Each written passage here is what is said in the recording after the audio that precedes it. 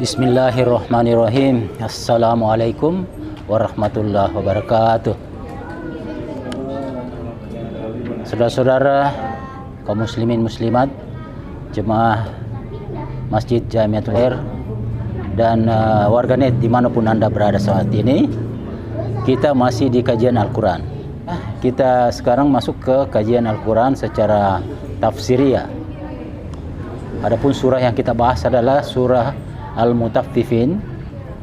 Kita mulai dari ayat 1 sampai dengan ayat 11. Kita baca bersama ayat yang akan kita bahas berikut ini. A'udzu billahi minasy syaithanir rajim. A'udzu billahi minasy syaithanir rajim.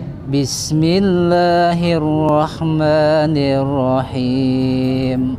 Bismillahirrahmanirrahim. Wailul lil mutaffifin. Wailul lil mutaffifin. Alladzina idza iktalu 'alan nasi yastawfun. Alladzina idza qalu 'alan nasi yastawfun. Wa idza kaluhum aw wazanuhum yukhsirun. Wa idza qaluhum aw wazanuhum yukhsirun. Ala yadhunnu ulaika annahum mab'utsun.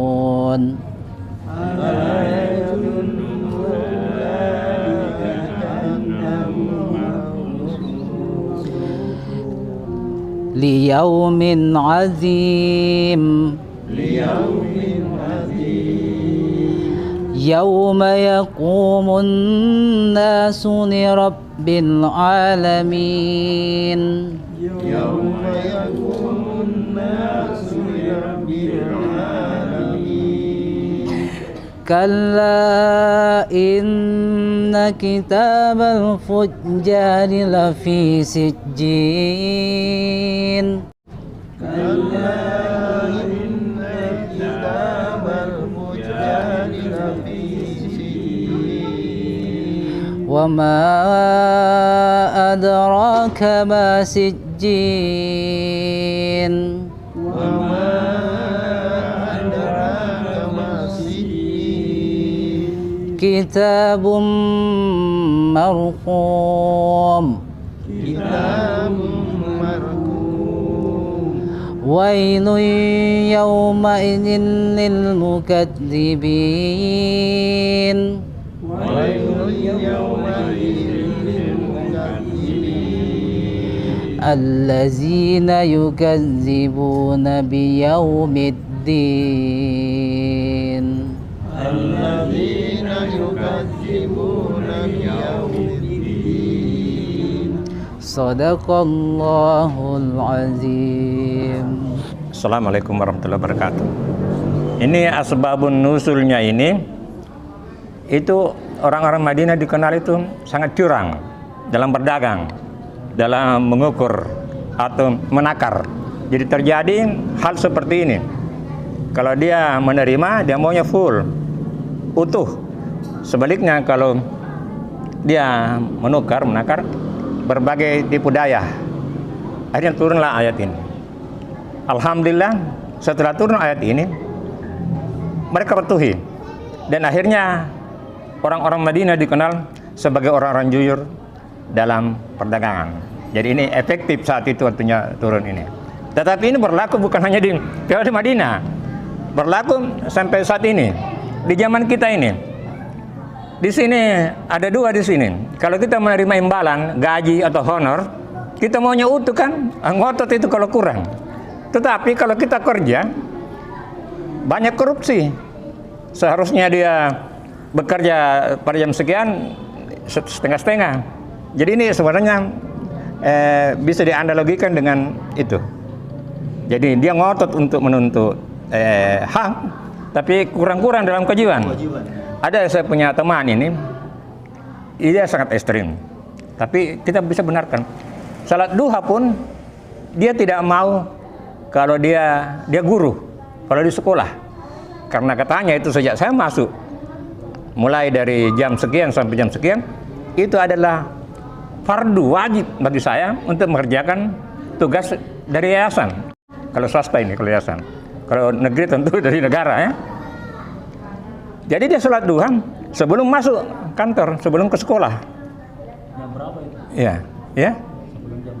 Ya, umpamanya jamnya jam 7, umpamanya atau jam 8. Jadi kalau masuk jam 8 berarti sebelum jam 8. Ya, karena itu kan duha itu setelah subuh, terbit fajar, jadi lebih dilaksanakan. Karena kalau dia pergi sholat duha, mungkin ada urusan, ditanya, oh lagi sholat duha. Itu bagi dia itu kita sudah mengambil waktu di mana yayasan itu sudah menggaji kita secara full. Nah ini, dan mungkin kadang-kadang kita tidak sadar ini.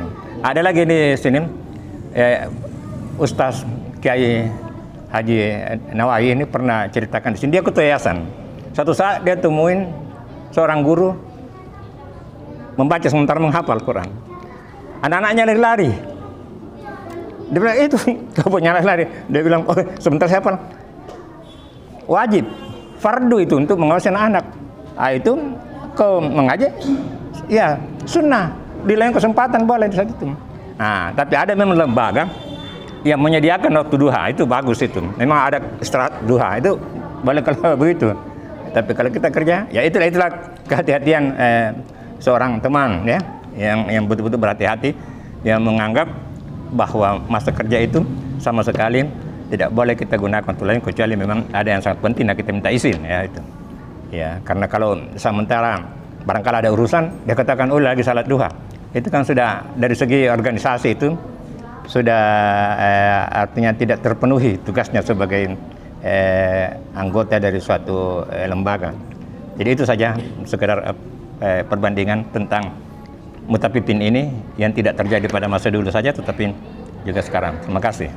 Ya, bismillahirrahmanirrahim. Saya sedikit ada analisis tentang keadaan ini.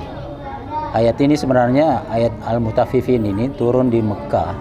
Makkiyah ya? Makkiyah. Madaniyah. Oh, di Madaniyah.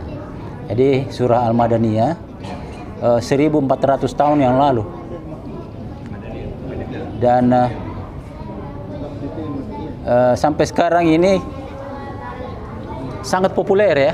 Jadi ayat ini sangat populer sebenarnya. Karena kalau kita masuk di pasar, hal-hal seperti ini banyak terjadi. Kalau liter itu biasanya kalau dia balik begini mencurigakan ya, mencurigakan ya. Apa timbangan dikurangi itu boleh dan populer sekali. Kalau istilah sekarang viral di sana. Jadi turunlah surat ini menurut ini. Jadi penggambaran bahwa di sana itu Rasulullah mendapat gambaran bahwa di sana itu orang terlalu banyak yang curang. Maka turunlah peringatan ini yang merupakan ancaman bahwa ini tidak boleh. Ini berat hukumannya kalau ini dilakukan seperti ini. Begitu kalau tidak salah. Terima kasih. Assalamualaikum. Memang kayaknya Rasul itu betul-betul ini Al-Quran ini diciptakan sampai saat ini dan berlaku pada saat terutama ini bagi penjual-penjual yang mencari untung banyak. Apalagi pada saat ke depan nanti ini kan sudah mulai musim buah.